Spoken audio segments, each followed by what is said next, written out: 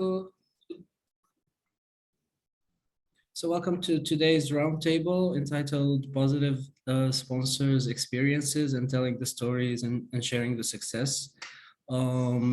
Next slide, please. On the agenda today, we just did the welcome and introductions. I will be sharing a bit about ARI program and roundtables. And we will be hearing from four key speakers who will share their experiences about success stories. And then we will have time for open discussion and then some wrap-up comments. If you have any question at any time, feel free to write it in the chat box. Next. So what are ARI roundtables? These are informal spaces where the sponsorship and settlement community can routinely come together to share information, identify challenges and solutions, and build understanding on the settlement sponsor collaboration in Ontario. This is the first of two roundtables we will be hosting this year, along with 3 other webinars. So we host 3 webinars and 2 roundtables every year. Today's roundtable has a unique goal of highlighting the success stories and positive examples of private sponsors working with the PSRs or collaborating with settlement agencies to better serve PSRs. I have shared a pre-survey before in the event, so if you haven't filled that out yet, it would be great to take a minute now and fill it. It will be in the chat box. And with the next slide, please. So about ARI, ARI began in 2018 in partnership with Refugee 613, and we saw that the settlement professionals and sponsors are natural allies with the common goal of providing the best possible support for sponsored refugees. But there are sometimes struggles with communications and clarity, making collaboration a challenge. So through research, we got to understand these issues better. And through co-design, we developed pilots in 2020 to test out ideas of how to improve the understanding and teamwork, and particularly 2 practices stood out, 2 activities. Next slide. The intentional connections, which aim to connect sponsors and sales to settlement agencies for more routine and ongoing partnerships, and provide a link for sponsors and refugees to one settlement worker pre and post arrival. The other activity, next slide. The other one is knowledge exchange, which aim to cultivate the virtual discussions and exchange to learn more from one another and build new relationships, and seek to break down the silos which we operate in the sector. This is just like what we are doing now. We're sharing our experiences and building our knowledge together. To learn more about our work about ARI, you can check the final report and need assessment in the summary, the need assessment summary in the chat. Next slide, yeah. For the second round of ARI program, we started in 2021, and until 2025, our goal is partners and settlement agencies and sponsorship groups deliver responsive and coordinated settlement and community services for sponsored refugees. The project is still located at the intersection of settlement and sponsorship, but this iteration is about building capacity and implementing some of the ideas that we tested. And particularly, we have now 2 main activities under ARI. Next slide, please. The knowledge exchange and ambassador agencies. The knowledge exchange, again, is what we're doing now. It's a series of roundtables and webinars to bring together settlement and sponsor communities to share info and build understanding. And the ambassador agencies to where we are trying to support SALs and SPO partnerships in order to implement elements of ARI promising practices and continue to learn and share tools. So basically these are formal partnerships that we form between SALs and SPOs and support them to work together. All this work is guided by an advisory group, and some of them are here now. So welcome everyone, and thank you for joining. They represent SPOs, SARS, refugees, sponsors, Francophone members, and more. You can find the advisory group bios in the link in the chat if you want to learn more. Next slide, please. So let's talk about success now, and this is actually one of the topics that were voted for by the people who participated in the needs assessment as one of the important topics to talk about. So we're talking about success, and particularly hearing and embracing the stories of sponsors and SAWs, positive examples of sponsorships, and talking about what makes that success and how we can contribute. By we, I mean us as nonprofits, organizations working in the sector, sponsorship, SPOs, and other people involved in supporting refugees and promoting the success and the importance of that. How do we share those success stories, and what are the tools and resources available for that? We will hear from our 4 key speakers who will share their experiences and knowledge. Again, feel free to leave any comment, and we will address it in the open discussion time after the key speakers. So our next key speaker is Mimi Murrell. She's the refugee sponsorship coordinator at the Diocese of Ontario Refugee Support, and she will tell us more about her perspective, her experience working with PSRs. I'm trying to find the spotlight, sorry.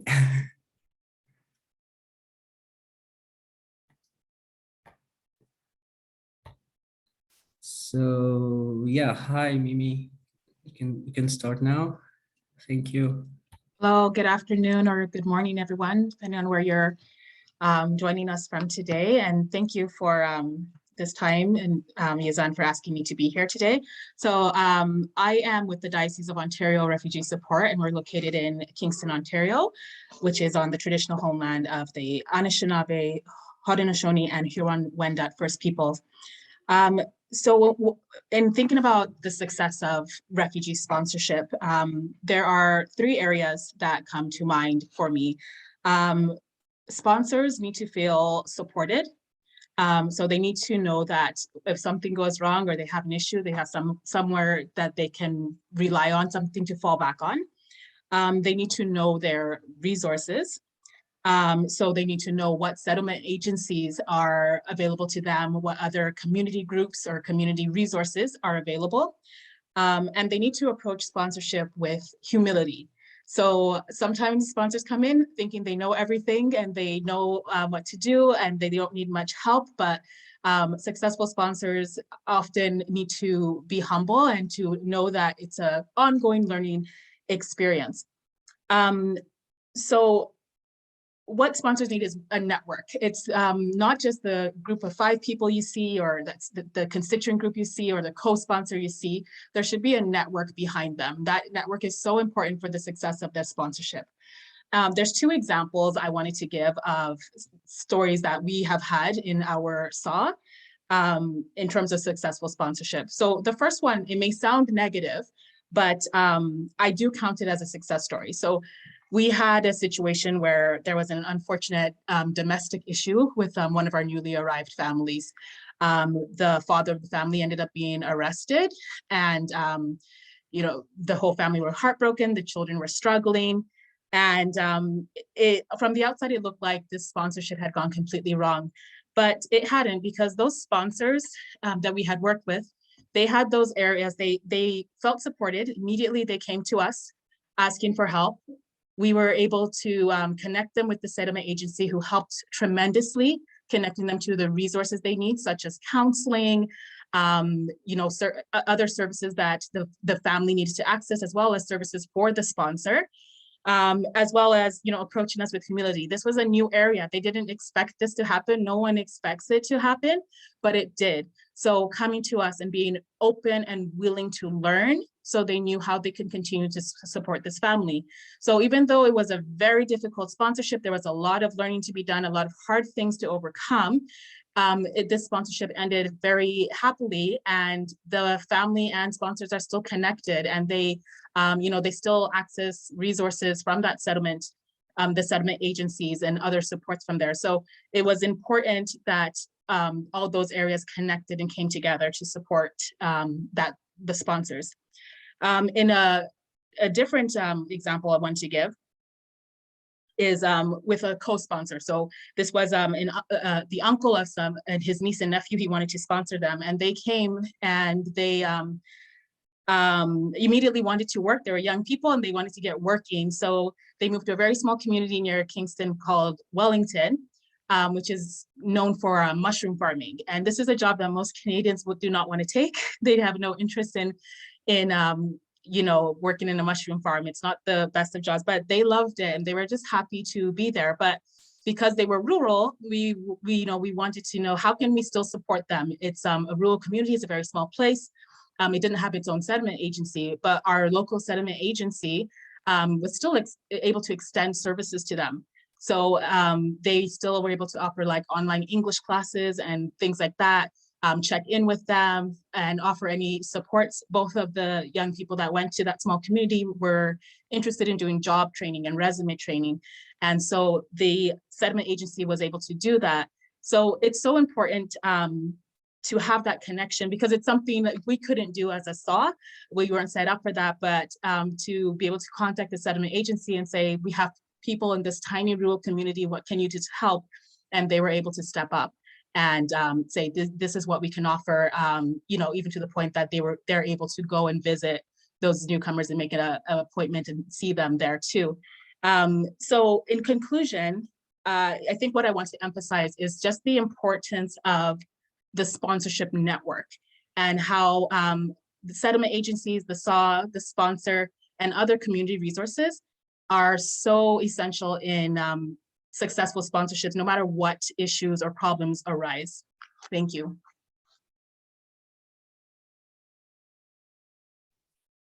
Thanks a lot, Yumi. Yeah, those sort of stories that I would like to hear more about those stories and how we can share them. But now let's hear from Andrea Gardner. She's the Associate Executive Director from the Jewish Family Services in Ottawa, and she will tell us more about, I think, particularly a unique experience of collaboration and how successful that was and why. Welcome, Andrea. Thank you. Thank you. Oh, there I am. Thank you. So thank you for including me in this important conversation and for sharing stories. I come to you from Ottawa, Ontario, the unceded Algonquin Anishinaabe territory, and currently the land of many downed hydro poles. So we're grateful to have power here in our little corner of Ottawa. Jewish Family Services has been a lead agency in the settlement of newcomers and refugees to Ottawa for 40 years. Our support and services to newcomers is shared over many of our programs and units. Our settlement unit, so we are a SPO, a sponsorship provider organization that is funded by IRCC. And our settlement unit offers core settlement services in the form of information and referral, advocacy, assistance with immigration issues, and workshops related to settlement, immigration and citizenship preparation, youth programs, community engagement and sponsorship, and mental health training for frontline workers and volunteers whose work intersects with settling or offering services to refugees in Ottawa. In our work our work in the settlement sponsorship arena began in earnest in 2015 with the call to help resettle Syrian refugees, and JFS answered that call, starting with an innocent question from a friend who said to me, "I want to help. Can you help us?" So from that one question today, JFS has worked with over 60 sponsorship groups, literally hundreds of volunteers, and we've been proud to welcome over 200 refugees to Ottawa, and still counting. None of this could have been made possible without the incredible partnership that emerged from our well-established settlement community, the Refugee Hub Initiative, and I think there's somebody on here from the Refugee Hub, and with, for those of you who may have remembered, the BVOR Fund. But most importantly was our invaluable partnership with the Anglican Diocese of Ottawa as our SAW, through which all of our applications were submitted, and the countless number of community groups that banded together. So while continuing to hold on to our core settlement services, JFS added to that by taking on a leadership role, encouraging and supporting civic community to engage in refugee resettlement to Ottawa, and putting into place all of the services and supports that we have and have access to necessary to make the journey for both the volunteer and the refugee as successful as possible. So supports to ensure success included the integration and adaptation, our youth programs, our mental health counseling, both crisis and long-term, which are services in multiple languages, and mental health and wellness training for volunteers, frontline workers, and pretty much anybody in Ottawa who is working with refugees. So that story, that one innocent question from a personal friend, turned into a gigantic community engagement, the likes of which we could never have anticipated. So I'm just going to scroll through here just to one moment. So in 2018, our original intent in supporting the Refugees Initiative with the BVOR Fund was to be a flow-through agency. However, early in the initiative, together with the Anglican Diocese, we moved to recruit more community engagement, using our leverage as a SPO to be able to offer the Anglican Diocese and all of the constituent groups by which they were affiliated with direct settlement support. I do believe at the time we were one of the largest and unique SAW-CG co-sponsor partnerships in Canada. At the time, we had 40 committed groups in 2018, and our partnership welcomed over 150 refugees. It was a monumental task, of which I think our staff continue to recover from, and couldn't have been possible without the partnerships that emerged from our well-established settlement community, to the Refugee Initiative, to the BVOR Fund, and to the partnership with the diocese. So two questions come up: was how and why did we do this? Well, the why is easy and the how was much harder, but the why was the circle of care and coordination of support and energy of the volunteer sponsors, and the heartwarming successes that we saw. The witnessing of the arrival of a family or an individual who had no idea where they were coming to see them experience for the first time their new home, complete with beds made, stuffed animals on the pillow, clothes in the closet, cash in the wallet, and food spilling out of the cupboard, was truly an experience. We know, and we've experienced stories of how families have integrated into community faster, how children adapt easier, and how adults and parents are supported in accessing education and employment opportunities, which as a SPO we were able to help accelerate. These stories are important, and these experiences were valuable learning lessons and opportunities for any group or community. But there were challenges, as was mentioned earlier, some easily overcome, some with unpredicted and frustrating outcomes. challenges for the sponsors and for the refugees. But we knew as a community that promotes and encourages settlement, that we were there to help and to guide the volunteers to recognize and to manage their expectations, to help in the education, particularly around cross-cultural communication and encouragement around setting boundaries and educating themselves as to the needs and the migration and what the migration journey brings to the relationship. We also know that the expectations of the refugees themselves could get in the way of a successful sponsorship. So with our skill as a settlement agency, we were able to provide some mediation in the challenges for the sponsorship experience. While some people felt that it was a feeling of failure, we were able to educate this simple mirror of life and needed to help people to understand around rights to self-determination and not to have to move away, but to move towards the support. So for us in the helping profession, we learn and we study how to manage this. And so we were able to share this valuable and important lesson to all of the amazing altruistic volunteers that crossed our paths. So how do we do a better job of this? Well, we never gave up. We continued to evaluate what we were doing and how we were doing it. And I think, as was mentioned earlier, really good communication and healthy partnerships across the settlement sector, engaging multiple sectors who wouldn't otherwise even have thought about what a newcomer has to offer or the experiences that they were going through. And the sector partnership was essential, and the trust in the partnership and great staff was a recipe for our success.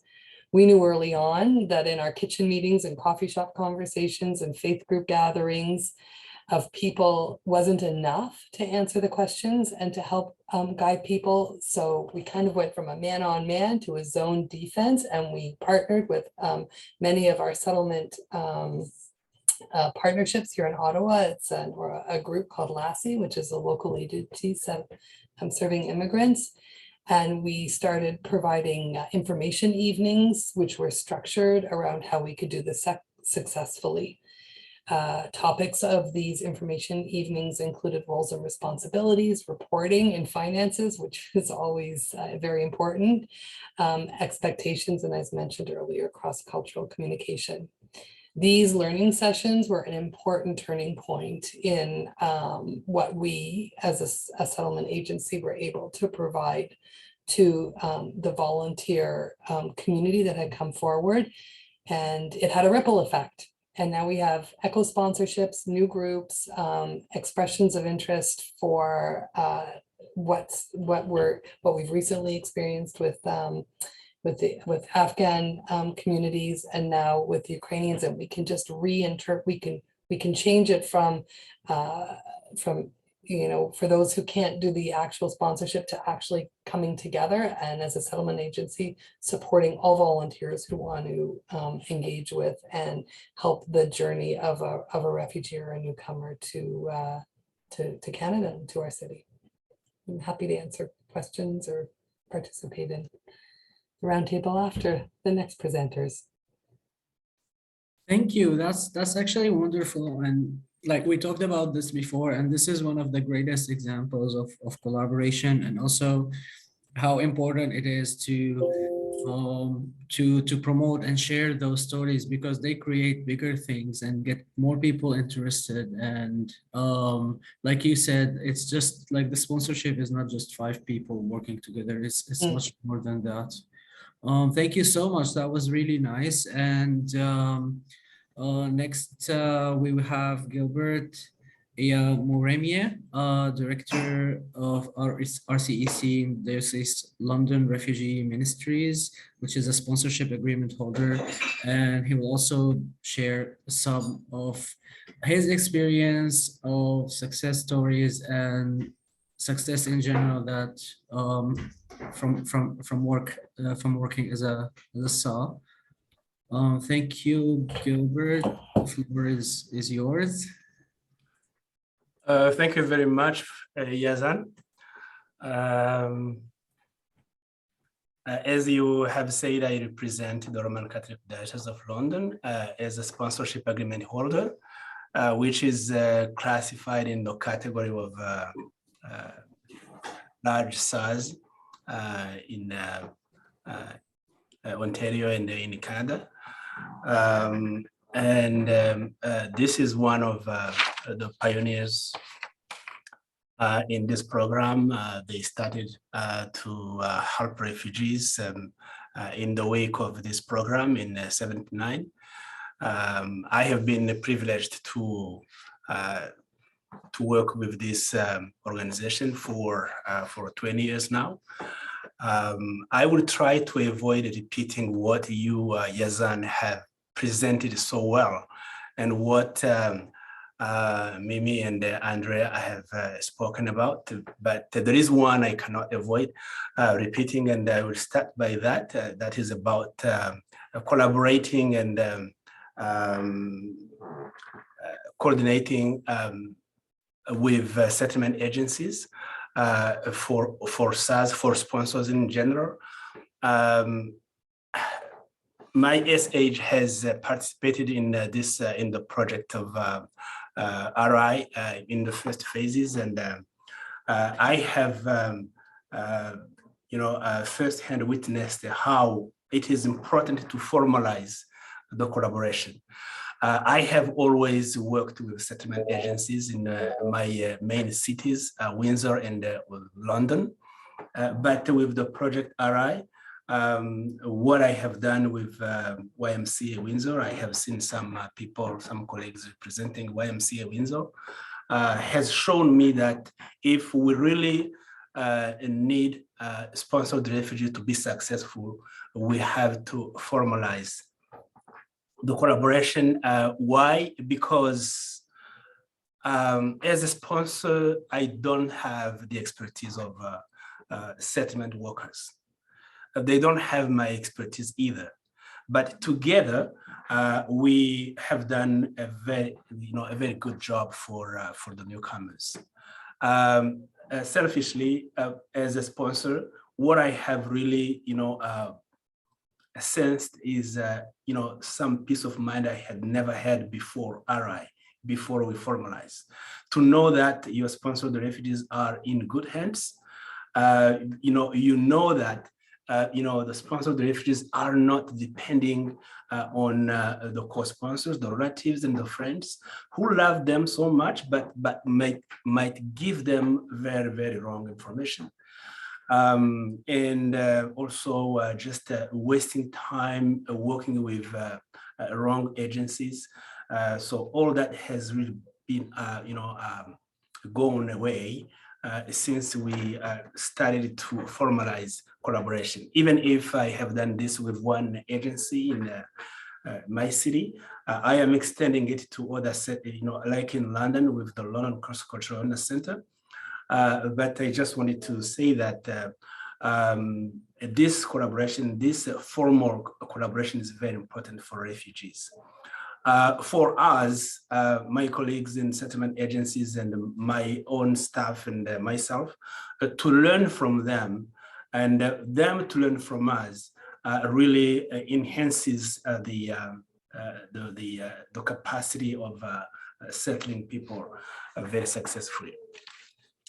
Now, in terms of successful stories, usually when we are asked this, we think of these people who have come and have been helped so well with our colleagues in the settlement sector and ourselves. But I would like to surprise you with a successful story of a case I am working on, not even submitted yet. It sounds strange, but this is something that is happening, and it is a successful story for me because it shows me what the PSR program is. It is about a young girl, because I didn't have time to speak to the people involved in this child. I won't say even the country of origin, I would say, country A or B or so. So it's about a young girl from a country where forcing young girls into marriage is rampant. and it is not really, forced marriage, even it is just a sexual exploitation. At 9 years ago, this young girl that was at the time 12 years old was at high risk of being forced into this situation. And the family decided to get rid of that girl, that 12 years girl, and they have put that girl in the hands of a family of friends in a part of the country that might be a little safer. Unfortunately, a few months after, that part where the family had sent this 12 years girl became very bad as well. And this family friend has left the country with that girl, and they went, they became refugees in Malaysia.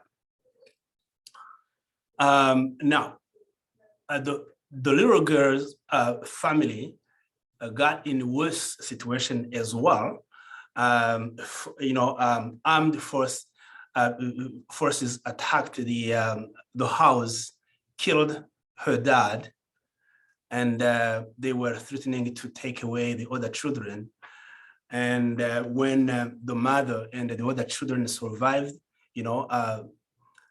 they left the country as well, and they became refugees in another country. So the little girl was with a family friend into some country, into Malaysia, and the family, her family, mother and one brother and 3 sisters in a different country. In Malaysia, this young girl was not cared for by the family friend at all.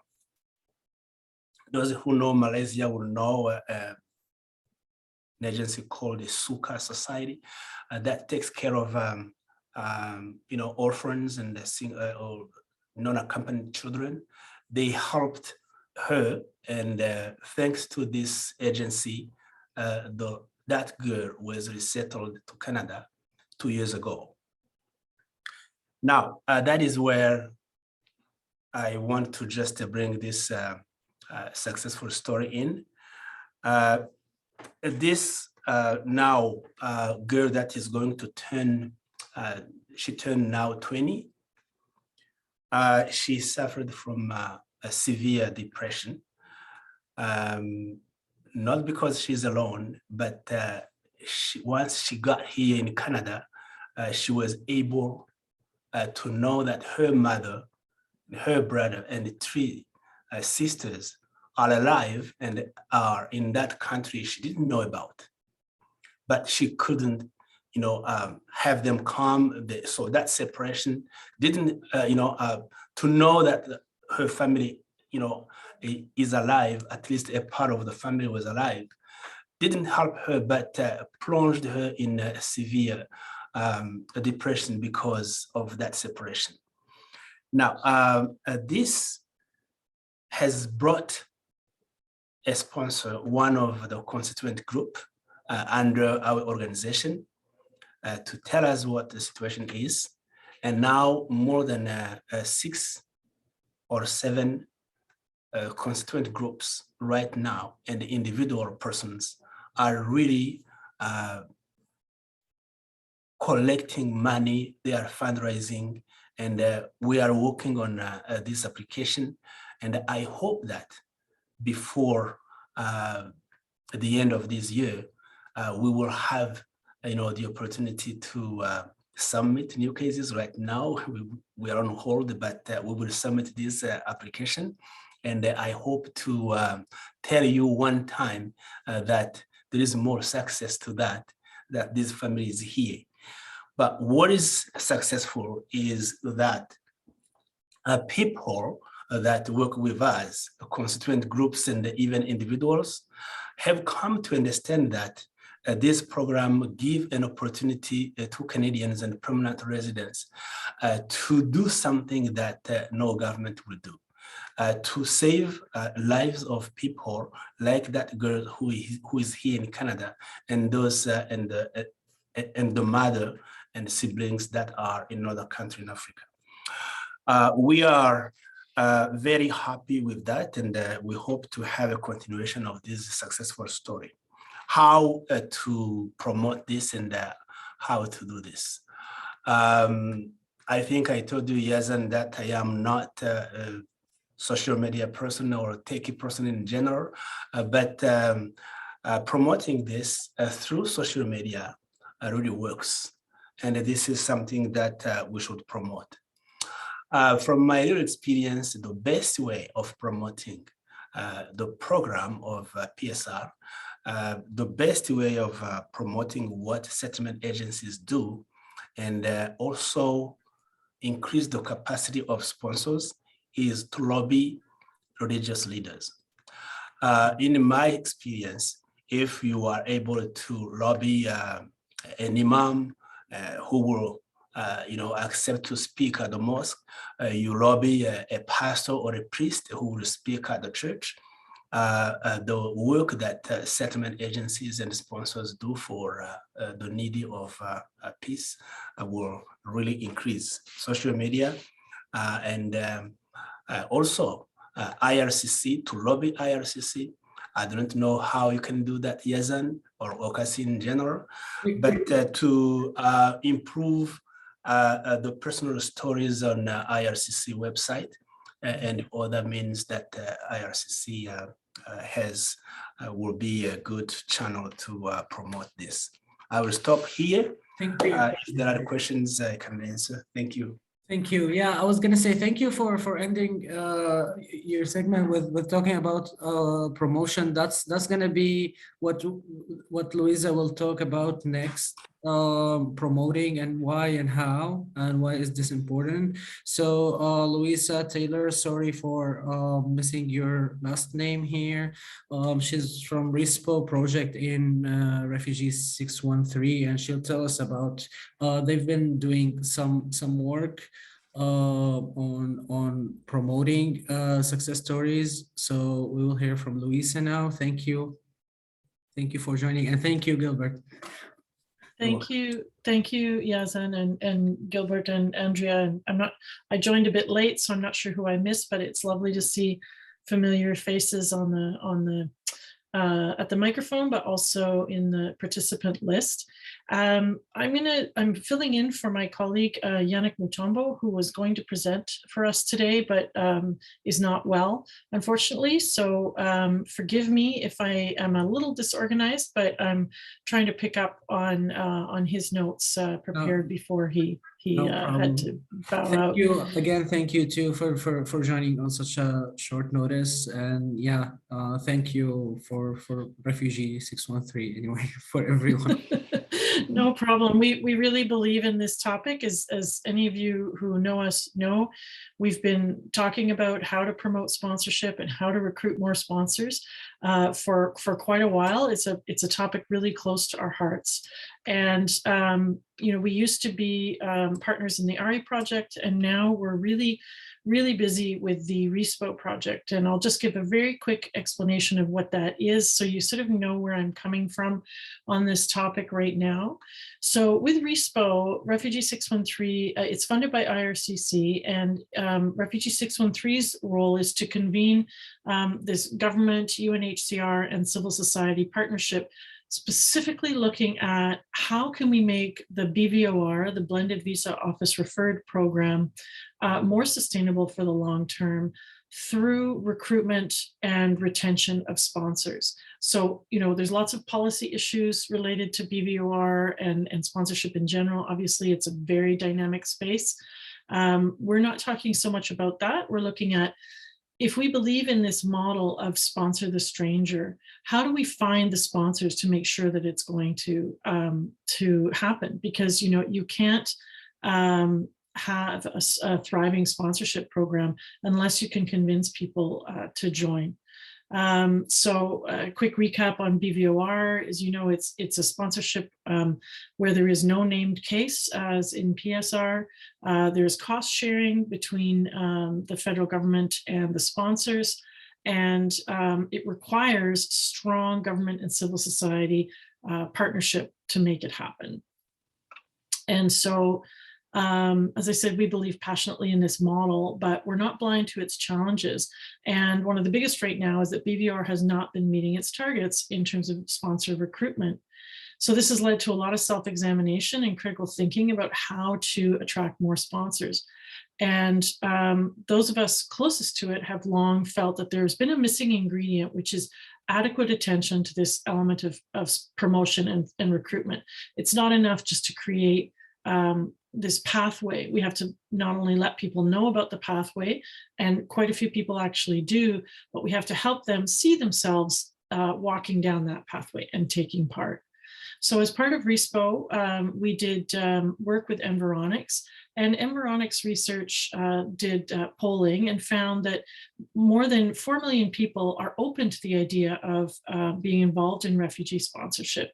And of those 4 million, we estimate approximately 450,000 people across Canada said that they would very likely consider engaging in sponsorship.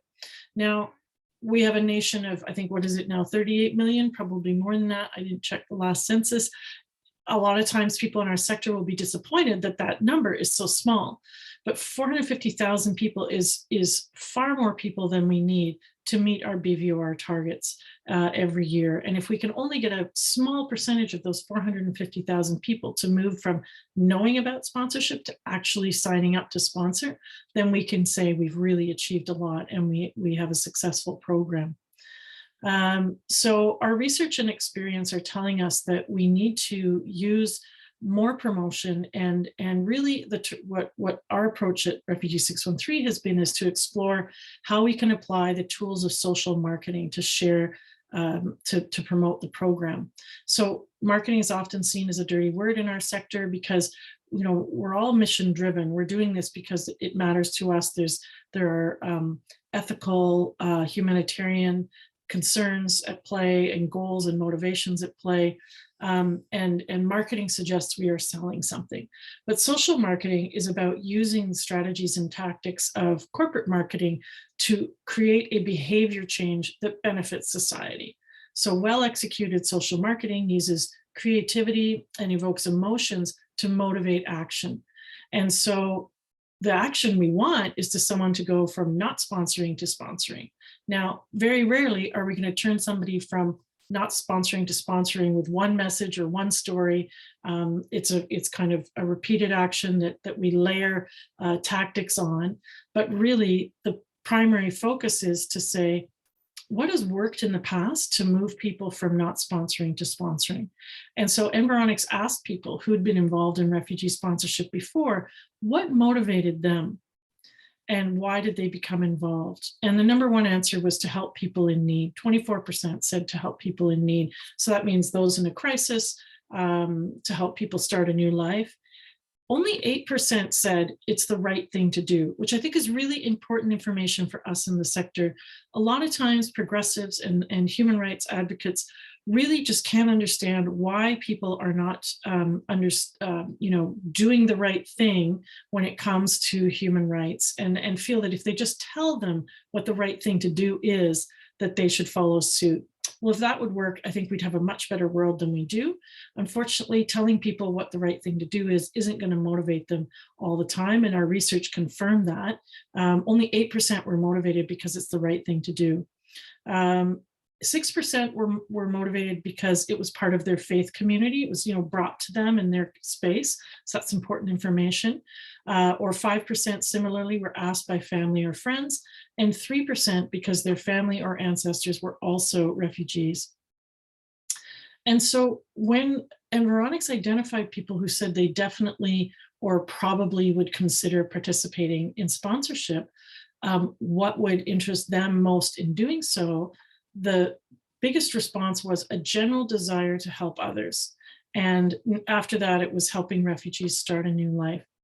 Why am I telling you this? Because this is the kind of information that can help you figure out what messaging to use when promoting your stories of sponsorship success. There's absolutely no doubt that hearing from previous sponsors is just one of the most effective ways for people for you to promote your program. And the question is, what do people want to hear? from those sponsors. And so when you hear that this polling is saying 41% of people who are interested in sponsoring say what might interest them in taking that step is hearing that they're going to help others. So, and we all know there's a fine line between sharing that helping others and creating a savior complex. So we do want to stop ahead of that line and not turn it into something where you're saving others, but you are helping them and opening doors for them. What would motivate them further? These were really interesting answers that particularly anybody who's heard me talk about this knows I talk about this one a lot. So those who would definitely or probably consider refugee sponsorship in the next few years, the biggest message that they said that they would want to hear is knowing they would receive support if challenges arose. 55% of respondents chose that one.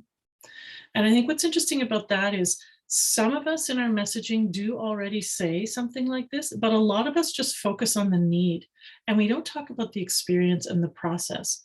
And so how would you apply this in sharing sponsor stories and doing promotion? You could talk about the way that you or partners in your community could support sponsors. So, we will walk with you through this. We will help you connect to services. You won't be on your own. You will have support. That kind of messaging could help people move from inaction to action. Another message that would be important is that to know that they're sponsoring someone from a country or a part of the world experiencing a particular crisis or political turmoil. So I think that's when you get into, country-specific cases. 36% said they would like to not have to worry about raising funds to cover sponsorship costs. BVOR cuts that way back, but not to zero. So that's another area to look at. And 30% were interested in meeting someone new from another country or culture. And there were a lot more answers but what that does is if you take that data and turn it into key messages used for recruitment, you get closer to what the audience needs to see and hear. So people like them having positive sponsorship experiences, bringing positive change to the communities they help resettle, to the people they help resettle and the communities, and focusing in on those particular questions. It's like in communication, we always want to try to anticipate what questions people have and try to answer them if we can, without loading too much information. Just pick a couple of those messages for each time you communicate, and then next time, reinforce those messages and maybe add one more. So highlighting positive sponsor experience is integral to recruiting and retaining sponsors because it shows people who are thinking about it that successful sponsorship experiences do exist. And I hope that some of those numbers have helped you see how you can kind of shape that messaging, particularly if you find existing sponsors who are willing to, give testimonials, and you arm them with that messaging. So it's not just them telling the story. Maybe you work with them a little bit to say, okay, here, how can we find the themes that I just spoke about in your experience? And maybe you say them explicitly, maybe you can tell them through a story. And that's one way that you can start to maybe be a little more efficient and kind of laser focused in your promotion. And I'd be happy, I can talk all day about this topic. So I'm just going to stop there because I think I'm over my 5 minutes already, and give it back to you, Yazan. It's really interesting. I'm sure these are all very, very useful information and numbers and ways. So I'm hearing social media should be utilized more. I think this is very important, and I want to hear more from people also about how they've been sharing and what stories they have. So we're next slide, please. Yeah, now we have about 20 minutes for open discussion. So please go ahead and share your success story now, because we definitely want to hear it.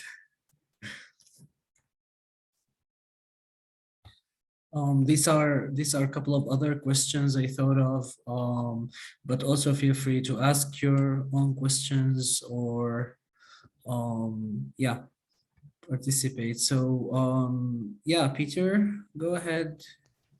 Thank you, Yasan, and thank you for inviting me to this meeting.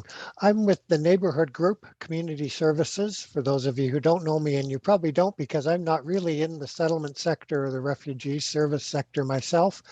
The neighborhood group certainly is. We have a big newcomer settlement program. We also host the Toronto South Immigration Partnership. And we've recently been funded by the RST or by the IRCC to work with the RSTP in a partnership to provide training and coaching and mediation support for people involved in refugee sponsorship. Anybody, the volunteers in the groups, SAWS and the staff in those agencies and SPO agencies, all of the people involved in doing refugee sponsorship, to provide training in conflict management, help in making the difficult decisions, help in having the disagreements about how things should be done.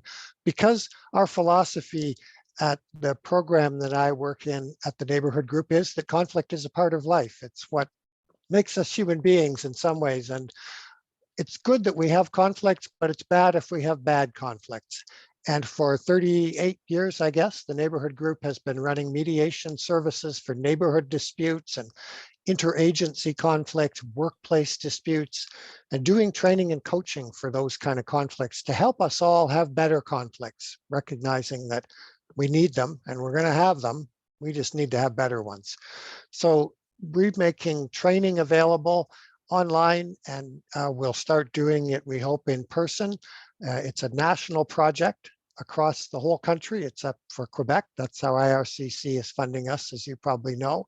We're working, as I said, with RSTP in designing that training and reaching out to the groups and SAWS and the sponsors and communities and so on.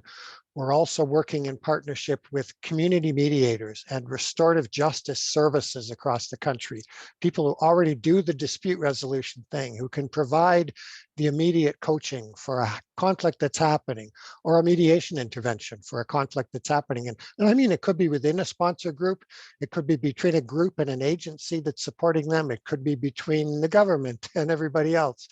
This is what mediation can help with. Those trainings are available. We'll be running the program through until the end of this fiscal year, so all the way through until March next year. And the coaching and the mediation services are on demand. We're in the program also working with, as I said, local mediators and local sponsor organizations, local experts in refugee sponsorship to help us provide that training, to co-train, to co-mediate, and so on. So that in doing this project and meeting this very specific need for sponsorship, we're also building a bit of a network across the country and building an intersection between the dispute resolution community and the refugee sponsorship community, both doing important work in making our society happen, but sectors that we need to intentionally try to work together and overlap. And that's part of what this project is intending to do.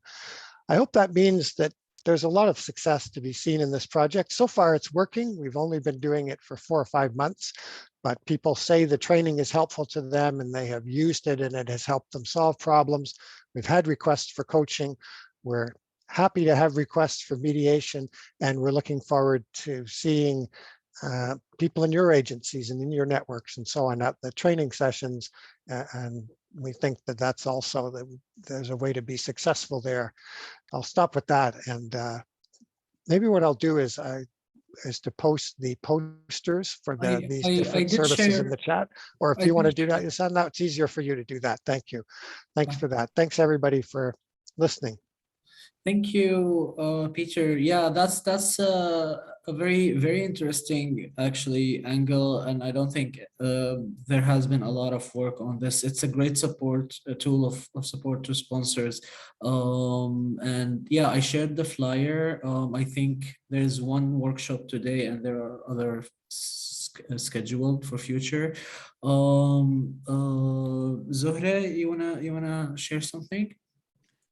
Sure. I share some information about our group and our organization, and then I have a question if anybody could answer. So I work I'm a registered social worker working with the Newcomer Center of Peel for 15 years, I guess. And so it's a settlement agency. We have like mental health providers. We have a lot of services here available, and we have become a SAW for the last, I think since 2020. And we just got our first family arrived in Canada a month ago, and we are just so thrilled that we could get them here. It's amazing. It's a success story that we've been trying so hard to get. So that's amazing. But we can help anybody. We have services provided online. We have walk-ins. We are open now every day. And so yeah, Newcomer Center of Peel. We are located in Mississauga, but we get clients from all over GTA. We are, a lot of SAW co-sponsors will bring their clients here, and we help them with different settlement needs. So that's that. And then I have a question. If anybody could answer, I would be really grateful. It is about a family who got their notice. IOM told them that within the next month, actually 23rd of June, they will be getting their tickets. They haven't received anything, any details about their flight, the airlines or anything like that, but they were just given the day. Now they do have a pet. It's not a service dog. It is a husky that they do have, although they consider this dog as a service dog. And I read a little bit online, and it says if it is for PTSD, it will be considered. But when they did the medical, they didn't mention anything about having the post-traumatic disorder. So that's why they do not have any documentations like that. However, I can provide a letter as a registered social worker for them. I don't think that is acceptable. They are saying that they can bring the pet on their own expenses. They have to get the vaccinations and everything else done. It is fine. We can assist them with that. I just wanted to know if anybody had ever had an experience with a pet bringing with the refugees. I did. Okay. I actually, as a refugee, I brought my dog with me from Turkey, from Istanbul. They are actually coming from Istanbul. They came with me. Yeah, my dog is with me now, and he made the trip with me 5 years ago. So I would recommend when they get called, so they did do the interview already. They are, yes, everything is done. They are flying on 23rd of June. Have they been contacted by the IOM? They should inform the IOM. That's the issue, because the IOM should ensure that there is a suitable flight for dogs, because not all the flights, and should be a direct flight. So other than that, it should be easy. And it should be a direct flight because there is no direct flight from Turkey anymore. Air Canada used to have it, but not anymore. I know there's someone arriving June 1st who's gonna arrive in a direct flight from Turkey. But by which airline? Turkish Airlines? Turkish Airlines. Turkish Airlines are the best for for pets. Yeah. Zakia, you wanna share something? Yes. Hello, everyone. It's nice to be with you all and getting them information that's needed for our community, for our newcomers. I want to share my own experience. I'm a settlement advisor for more than 16, 17 years at the YMCA of Southwestern Ontario, Windsor, Ontario Learning Center. So the experience that I had with the SAW and Refugee Office of Diocese of London is a partnership, is a collaboration of helping new arrivals, new sponsored arrival in Canada. Especially, I believe all of you have noticed about the crisis in Afghanistan. During the crisis that happened in Afghanistan, all Afghans who were living in Windsor was having many concerns and worried about this. Between the partnership that we had with the SAW and so we created and we hold an information session, and the SAW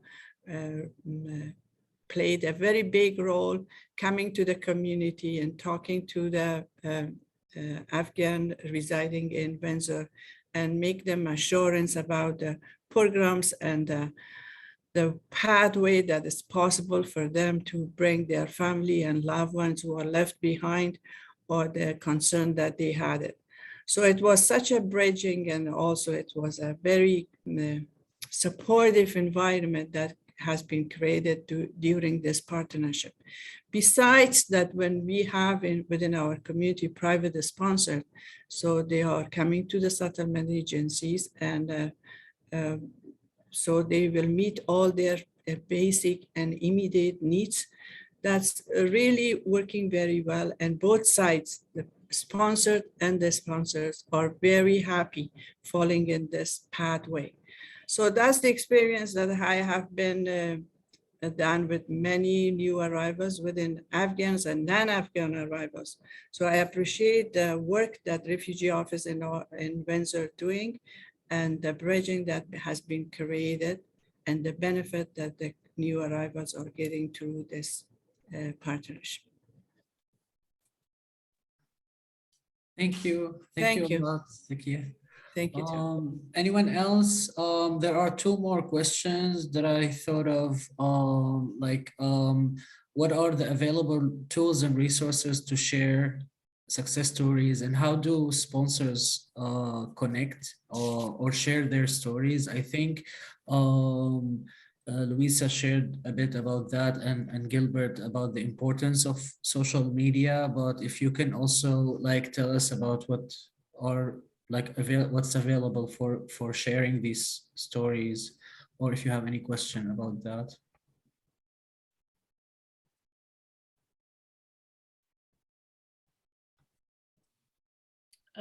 Yes, and I don't know if you were calling on us just to speak up, or I'm just I raised my hand there for anyone, but yeah, sure, anyone Okay. who wants to say I'll something. just speak to that briefly. Building on Gilbert's point about social media, he's very right that sometimes social media is really valuable, but what's most important is to know who you're trying to reach, because who you're trying to reach to recruit as sponsors might not be on social media. So they may be better to reach through a newsletter. They may be better to reach through in-person events.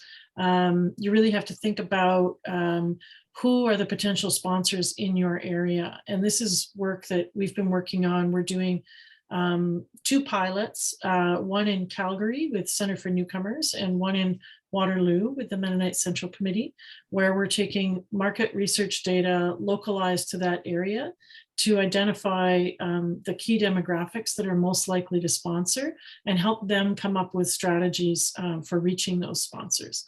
And we cover a lot of this kind of thing in our training that RESPO has. It's basically like communications 101 in a way, but focused on sponsorship. So it's all, it understands your context and your needs as sponsor recruiters. We're not asking people to go and find thousands of dollars to create a big marketing budget. None of us have that.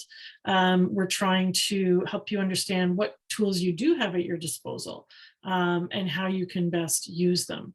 And so I'll put something in the chat about how to contact us if you're interested in being part of some of that training. We take you through a workbook, helps you identify who the potential sponsors might be in your area, and how what tools you have, what resources you already have, what resources you could gain by, partnering with other organizations or bringing volunteers on board. The whole idea is to work within your existing capacity to do what you can. And if you decide that you want to work beyond your existing capacity, giving you an understanding of what that will take and what kind of resources you'd need to expand that capacity. So I'll put it in the chat, the contact info for that, that training. Thank you. That's really great. And I guess Mimi raised a hand.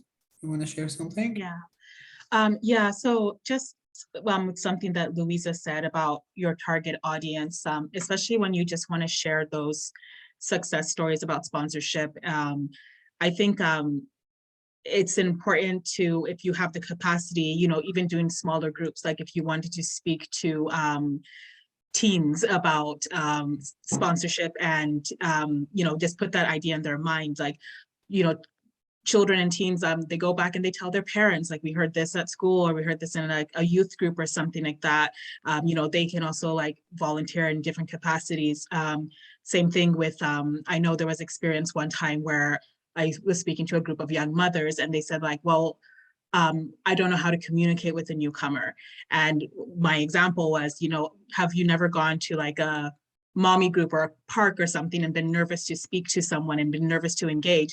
And, yes, I have. So that's how it feels for a newcomer. So you can use that experience to encourage people to communicate and to volunteer. And I think the more people see that, they can place themselves in a sponsor role, so it doesn't seem like this is something for someone else to do, but it's like, how do I, in my personal situation, it could be as, a retired person, as a student, as a whoever they are, how can I be involved in this work? What can I do? And I think if you have the capacity to kind of target people in the groups that they're familiar with, and that resource that Louisa shared, and Veronics, it's really interesting to go through and to kind of see like the way the different groups are broken down, and you can really use that to not just, again, looking for sponsors, but also for volunteers, or just to get the stories and to explain how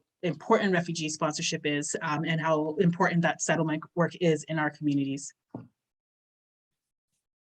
Thank you, Mimi. There's another question. The last question on the list was what's the role of settlement agencies to ensuring that success? And I think I want to ask also, like, what is the role of the settlement agencies in sharing those success stories? So yeah, Andrea wants to speak. If you want to address that or something else, like if you have another question, go ahead. I actually was about to just follow up with what Mimi and Louisa were saying on exactly that topic. So that's excellent. That's excellent, Yazan. Just the, as we embarked on this in the early days, there was a real comfort when we were talking to potential sponsors, that we said to them that we're here and this is what we do, and we can support you. Let us support you. And working closely, I mean, I was fortunate enough to have Louisa in my backyard. So it was very helpful in terms of coordination and organizing training sessions at all different topics, as I said earlier when I was speaking, and in all different venues. So it's not a one size fits all.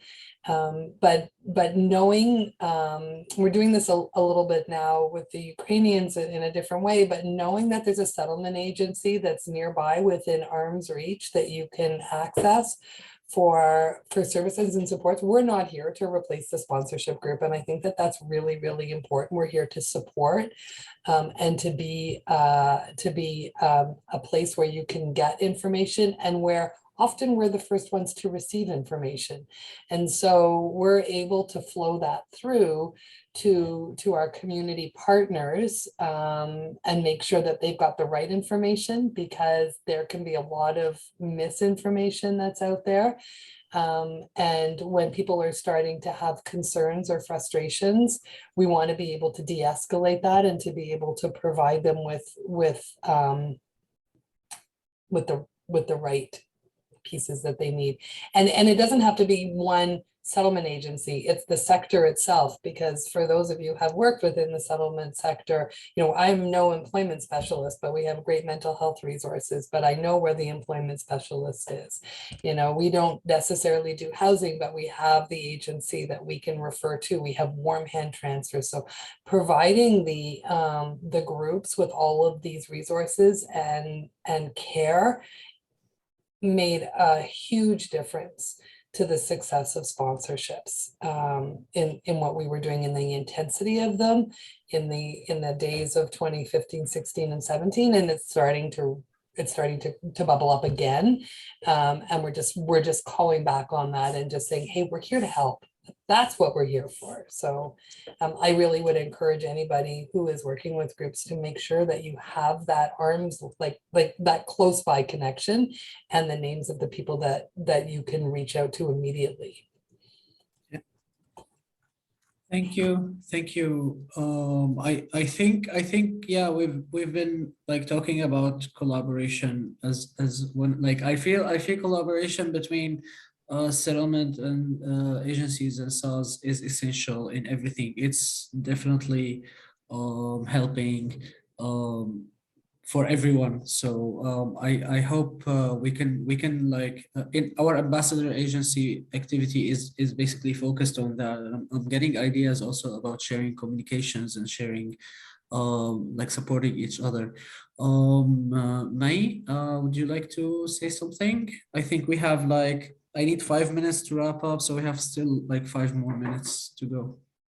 Yeah, thank you, Yazan, for giving me the opportunity. It's really will be quick and short. So it's just like to add to the settlement support available at the different SPOs, settlement organizations. So just to update you on the program, on the project, because I'm the facilitator to make this intentional connection between the sponsored refugees, the newcomers, and settlement workers.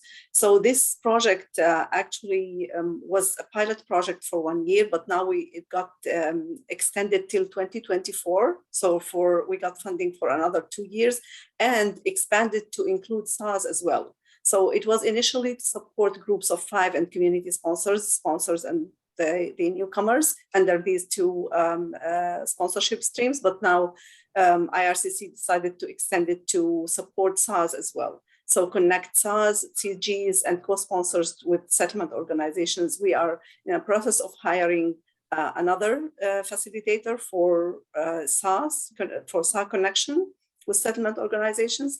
And we launched a new training course for settlement workers.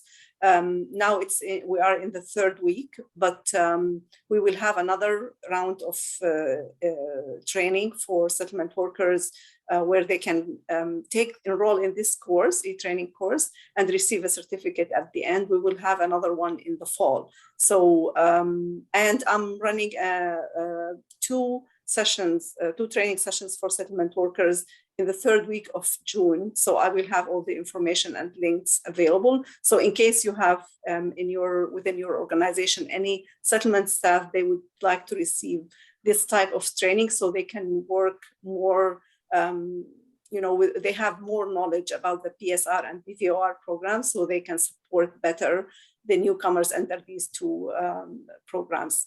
Thank you. So I'll drop in the chat my information as well, if you would like to connect with me. Thank you, Yazan. Thank you. Thank you, Mai. Yeah, please do share the information. Anyone else would like to add anything before we wrap up? Any last comments?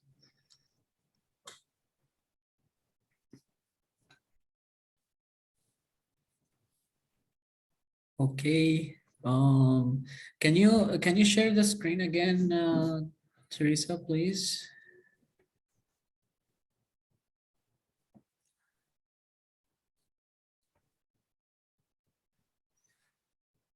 So I just wanted to have some final comments. We will have more roundtables and webinars to come. The next topics, we will have three webinars and one more roundtable until between now and next January. We will cover how SPOs can work with sponsors better and how to leverage technology, and working with also SOGIESC PSRs and also anti-racism and anti-oppression knowledge and best practices.